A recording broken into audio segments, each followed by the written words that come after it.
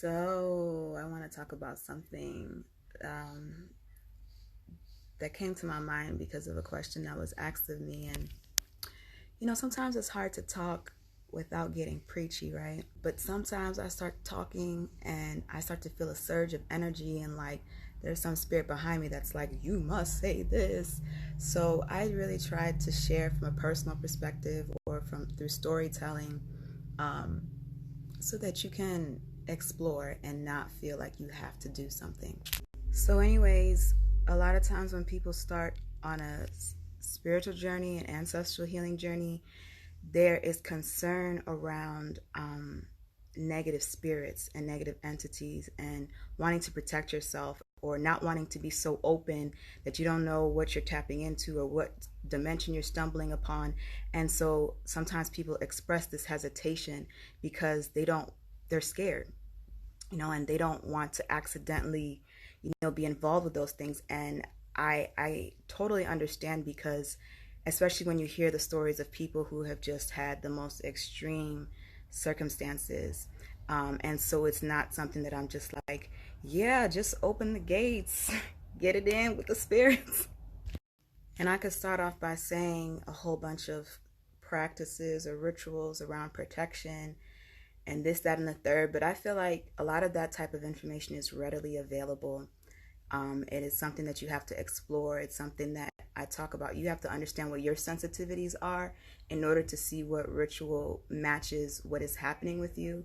And at times that's something you can explore by yourself. And at other times you really need somebody to consult so they can see all of what is going on, right?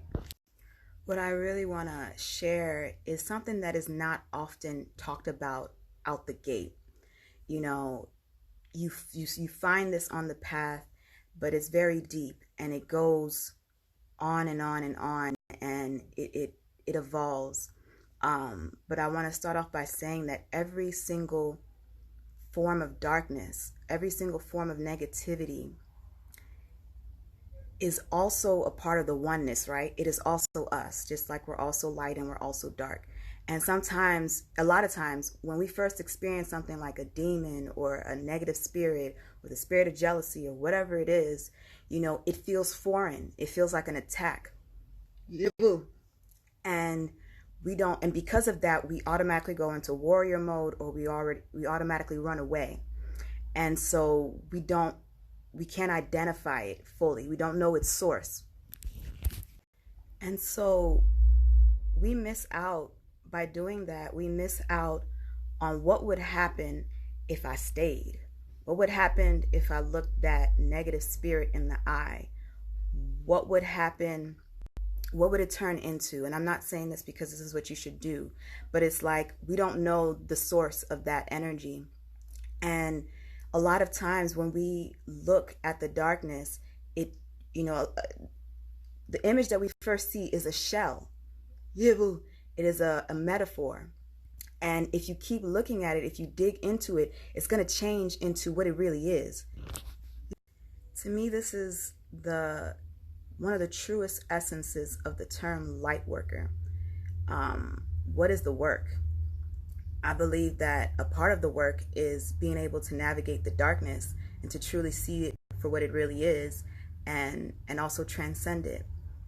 And so I say all of this because when you allow yourself to see what those negative energies truly are, so many amazing things and stories unfold, whether that's seeing that the source of this negative energy came from a trauma from your childhood, a bad relationship, or you see that the monster turns into your inner child because you've been ignoring your inner child for many years, and now it's morphed into this demon that you cannot recognize.